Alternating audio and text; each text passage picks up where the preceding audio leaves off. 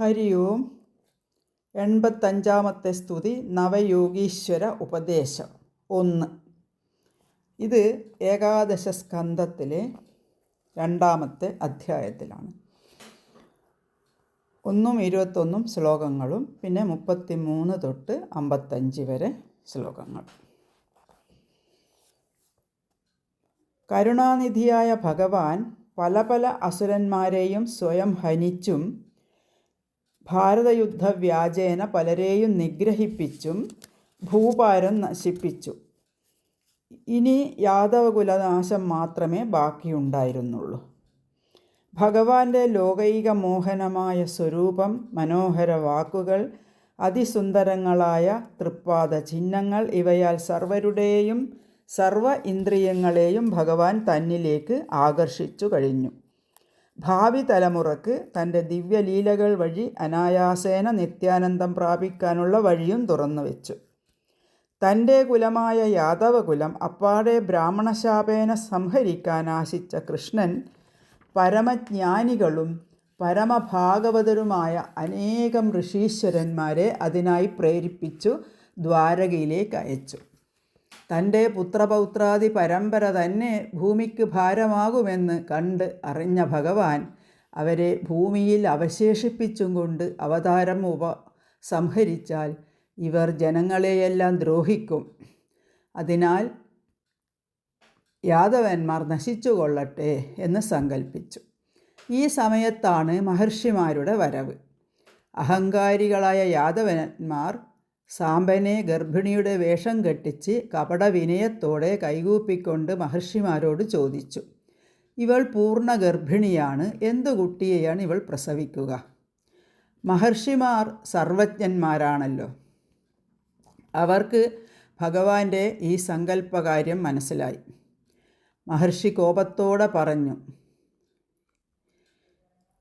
ഇവൾ നിങ്ങളുടെ വംശം നശിപ്പിക്കുന്ന ഇരുമ്പ് ഒലക്കയാണ് പ്രസവിക്കുക. മഹർഷിമാർ പോയി കഴിഞ്ഞപ്പോൾ യാദവന്മാർ സാമ്പൻ്റെ ഗർഭവേഷം അഴിച്ചു.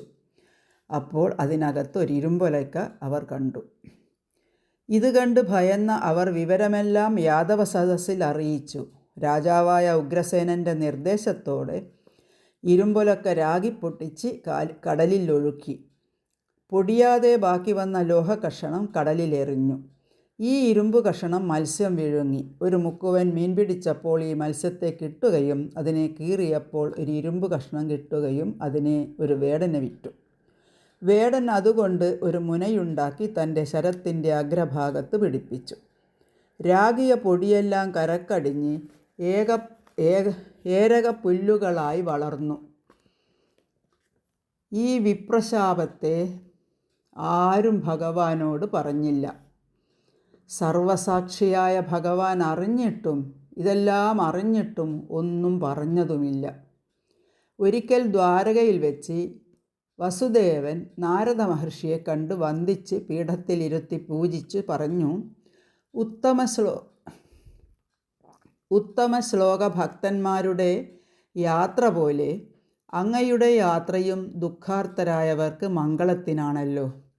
പണ്ട് ഞാൻ സന്തതിക്കായി ഭഗവാനെ പൂജിച്ചു, അത് സാധിച്ചു. എന്നാൽ പുത്രനായി വന്നത് ഈശ്വരനാണെന്നറിഞ്ഞിട്ടും വേണ്ട പോലെ ആ ഈശ്വരനെ ശാശ്വത മോക്ഷത്തിന് വേണ്ടി ഉപാസിച്ചില്ല.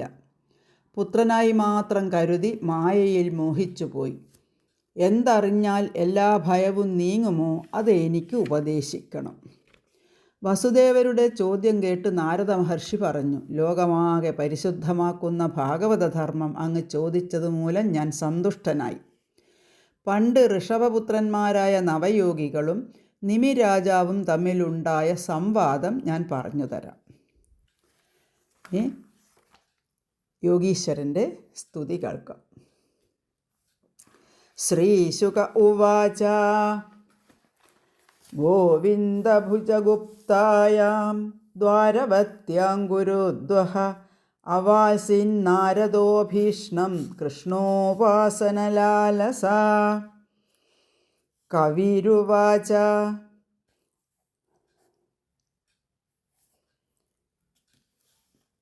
കവിർഹരിരന്തരീക്ഷ പ്രബുദ്ധ പിപ്പലായന ആവിർഹോത്രോദ്രുമിള ചമസക്കരഭാജന. കവി യോഗീശ്വരൻ്റെ സ്തുതി.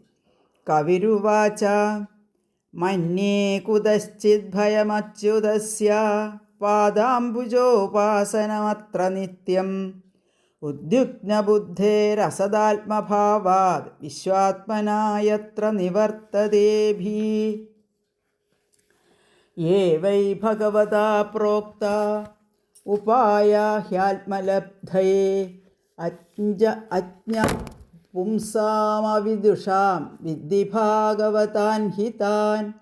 യാനാസ്തായ നരോ രാജൻ ന പ്രമാദ്യേത കർഹിചിത് ധാവൻ നിമീല്യ വാ നേത്രേ ന സ്ഖലേന്ന പതേദിഹ. കായേന വാചാ മനസേന്ദ്രിയൈർവാ ബുദ്ധ്യാത്മനാ വാനുസൃതസ്വഭാവാത് കരോതി യത് സകലം പരസ്മൈ നാരായണായേതി സമർപ്പയേത്തത്. ഭയം ദ്വിതീയാഭിനിവേശദ സ്യാദ് ഈശാദപേതസ്യ വിപര്യയോ സ്മൃതി. തന്മായയാതോ ബുധ ആഭജേത്തം ഭക്ത്യൈകയേശം ഗുരുദേവതാത്മാ. അവിദ്യമാനോപ്യവഭാതി ദ്വയോ ധ്യാതുർധിയാ സ്വപ്നമനോരഥോ യഥാ. തത്കർമ്മസങ്കൽപ്പവികൽപകം മനോബുധോ നിരുന്ധ്യാദഭയം തതഃ സ്യാദ്. ശൃണ്വൻ സുഭദ്രാണി രഥാംഗപാണേർജന്മാനി കർമാണി ച യാനി ലോകേ. ഗീതാനി നാമാനി തദർത്ഥകാനി ഗായൻ വിലജ്ജോ വിചരേദസംഗഃ. ഏവം വൃതസ്വപ്രിയനാമകീർത്തിയാ ജാതാനുരാഗോ ധൃതചിത്ത ഉച്ചൈ. അസത്യദോരോദിതിരൗദികായ ത്യുന്മാദവൻ നൃത്യതി ലോകബാഹ്യഃ. ഖം വായുമഗ്നിം സലിലം മഹീം ച ജ്യോതിംഷി സത്വാനി ദിശോ ദ്രുമാദീൻ. സരിൽ സമുദ്രാശ ഹരേ ശരീരം യത്കിഞ്ചഭൂതം പ്രണമേദനന്യഃ. ഭക്തിപരേശാനുഭവോ വിരക്തിരന്യത്ര ചൈഷത്രിക ഏകകാലഃ. പ്രപദ്യമാനസ്യ യഥാശ്നതസ്യോ തുഷ്ടിപുഷ്ടിക്ഷുതപായോനുഖാസം. ഇത്യച്യുതാംഗ്രി ഭജതോനുവൃത്യാ ഭക്തിർവിരക്തിർഭഗവത്പ്രബോധഃ. ഭവന്തി വൈ ഭാഗവതസ്യ രാജം സ്തതഃ പരാം ശാന്തിമുപൈതി സാക്ഷാത്. രാജോവാച അഥ ഭാഗവതം ബ്രൂത യദ്ധർമ്മോ യാദൃശോ നൃണാം യഥാ ചരതി യദ്ബ്രൂതേയർലിംഗേ ഭഗവത്പ്രിയഃ. ഹരി യോഗേശ്വരൻ്റെ സ്തുതി. ഹരിരുവാച സർവഭൂതേഷു യഃ പശ്യേത് ഭഗവദ്ഭാവമാത്മനഃ ഭൂതാനി ഭഗവത്യാത്മന്യേഷ ഭാഗവതോത്തമഃ. ഈശ്വരേ തദധീനേഷു ബാലിശേഷു ദിഷൽസു ച പ്രേമമൈത്രീകൃപോപേക്ഷായ കരോതി സമധ്യമാ. അർച്ചായാമേവ ഹരയേ പൂജാമ്യശ്രദ്ധയേ ഹതേ ന തദ്ഭക്തേഷു ചാന്യേഷു സഭക്തപ്രാകൃതസ്മൃതഃ. ഗൃഹീത്വാവിന്ദ്രിയൈരർത്ഥാൻ യോ ന ദേഷ്ടിന ഹൃഷ്യതി വിഷ്ണോർമായാമിദം പശ്യൻ സ വൈ ഭാഗവതോത്തമഃ. ദേഹേന്ദ്രിയപ്രാണമനോധിയാം യോ ജന്മാപ്യയക്ഷദ്ഭയദർശകൃച്ഛൈഃ സംസാരധർമ്മൈരവിമുഹ്യമാനസ്തുത്യാ ഹരേർഭാഗവതപ്രധാനഃ. ന കാമകർമ്മബീജാനാം യസ്യ ചേതസി സംഭവാ വാസുദേവൈകനിലയാ സ വൈ ഭാഗവതോത്തമഃ. ന യസ്യ ജന്മകർമാഭ്യാം ന വർണ്ണാശ്രമജാതിഭിः സജ്ജതേസ്മിന്നഹം ഭാവോ ദേഹേ.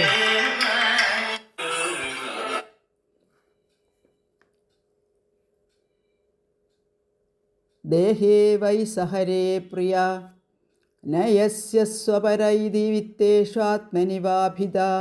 സർവഭൂതസമശാന്ത സ വൈ ഭാഗവതോത്തമ. ത്രിഭുവനഭിവഹേതവേപ്യകുണ്ഠ സ്മൃതിരചിതാത്മസുരാദിഭിർവിമൃഗ്യാത്. ന ചലതി ഭഗവത്പദാരവിന്ദാലവനിമിഷാർദ്ധമപി യഃ സ വൈഷ്ണവാഗ്രഹ. ഭഗവതൗരുവിക്രമാംഗ്രിശാഖാനഖമണിചന്ദ്രികയാ നിരസ്തതാപേ ഹൃദി കഥമുപസിതദാം പുനഃ സാ പ്രഭവതി ചന്ദ്രൈവോദിതേർക്കതാപ വിസൃജതി ഹൃദയം നയസ്യ സാക്ഷാത് ഹരി യവശാഭിഹിതോപ്യഖൗഖനാശഃ പ്രണയരസനയാദൃതാംഗ്രിപത്മഃ സ ഭവതി ഭാഗവതപ്രധാന ഉക്തഃ. സ്വയംഭുവമനുപുത്രനായ പ്രിയവ്രതൻ്റെ പുത്രൻ അഗ്നീന്ദ്രൻ. അദ്ദേഹത്തിൻ്റെ പുത്രൻ നാഭി രാജാവിൻ്റെ പുത്രനാണ് ഋഷഭൻ. ഋഷഭൻ വാസുദേവാംശമാണ്. ഋഷഭപുത്രന്മാരാണ് നവയോഗികൾ. കവി ഹരി അന്തരീക്ഷൻ, പ്രബുദ്ധൻ പിപ്പലായനൻ, ആവിർഹോത്രൻ, ദ്രുമിളൻ, ചമസൻ, കരഭാജനൻ എന്നാണ് അവരുടെ പേര്.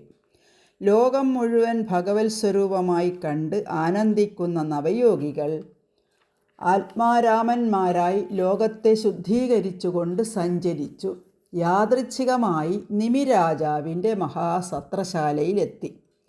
നിമിയും ഋഷിമാരും വന്ദിച്ച് പീഠങ്ങളിരുത്തി സത്കരിച്ചു.